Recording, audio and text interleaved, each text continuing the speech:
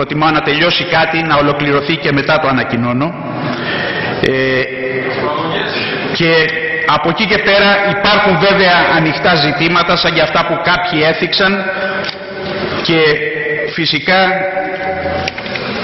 δεν θέλω να αναφερθώ με λεπτομέρεια σε δομές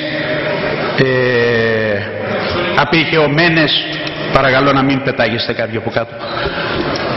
Δεν θέλω να αναφερθώ σε δομές απειρχαιωμένες όπως είναι στο πυροσβεστικό σώμα, επειδή κάποιοι εκπρόσωποι του πυροσβεστικού σώματος αναφέρθηκαν.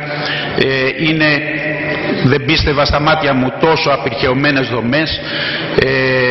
Το βαθμολόγιο θα γίνει με βάση το βαθμολόγιο που υπάρχει και για την αστυνομία, γιατί δεν είναι δυνατόν με 23 χρόνια υπηρεσίας να γίνει το άλλο ταξίαρχος και τα λοιπά. Λέω για κάποιες απειρχαιωμένες δομές και φυσικά εδώ είναι το συνέδριο της αστυνομίας και δεν θέλω να μπω σε λεπτομέρειες που αφορούν άλλο σώμα.